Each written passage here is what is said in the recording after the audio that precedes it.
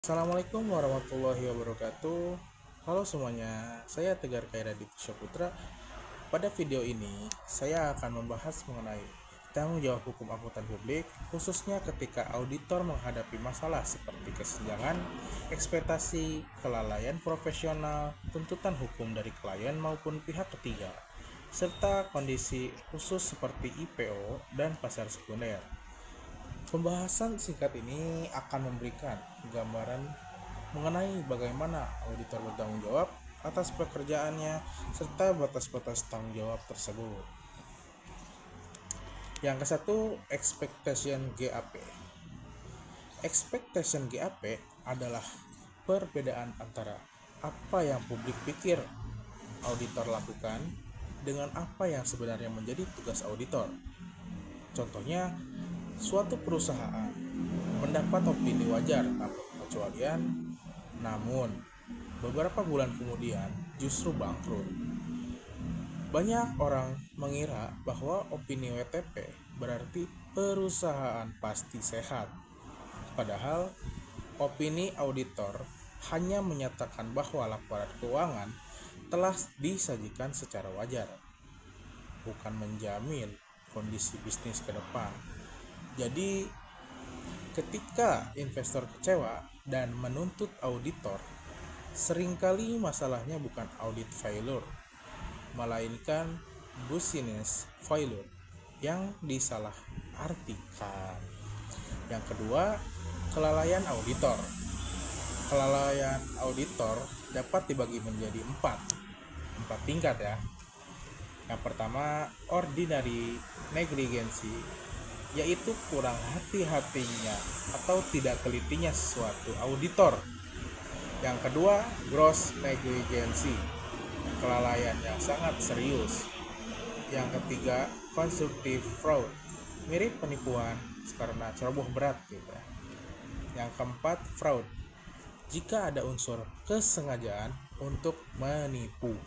Misalnya begini, auditor sengaja tidak melakukan konfirmasi piutang yang nilainya material, padahal itu prosedur wajib.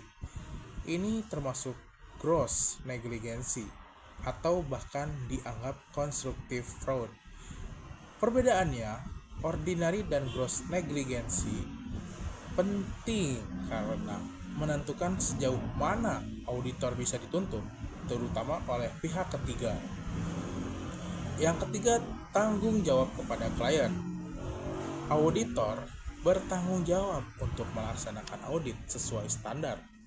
Jika lalai, auditor dapat dianggap wan prestasi.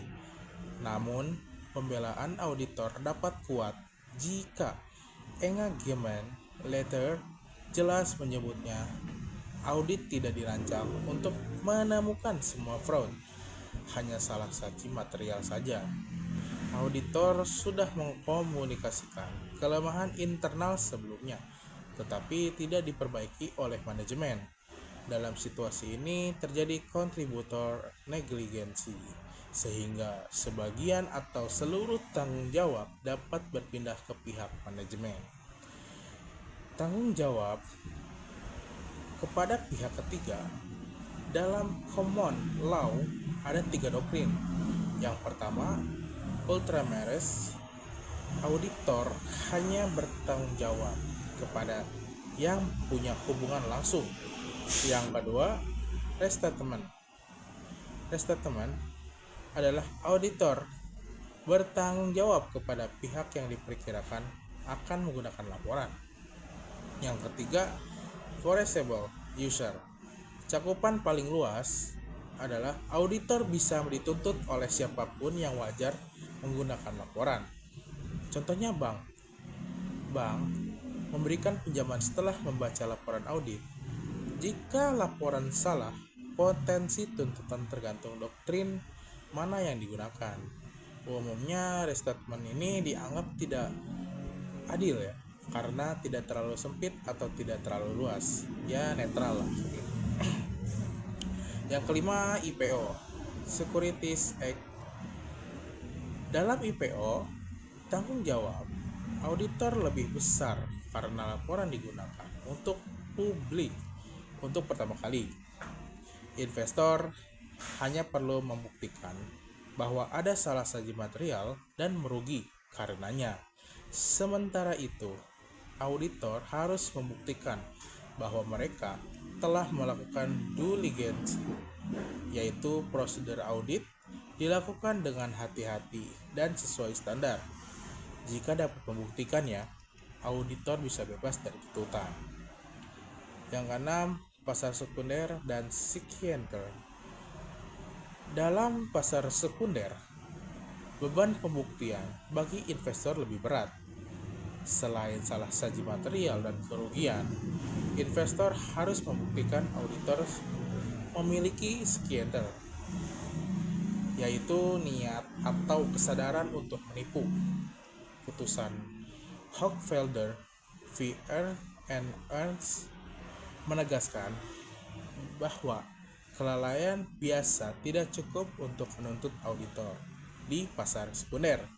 Jadi, meski ada salah saji, tanpa bukti sekienter, gugatan bisa gagal. Yang ketujuh, tanggung jawab pidana.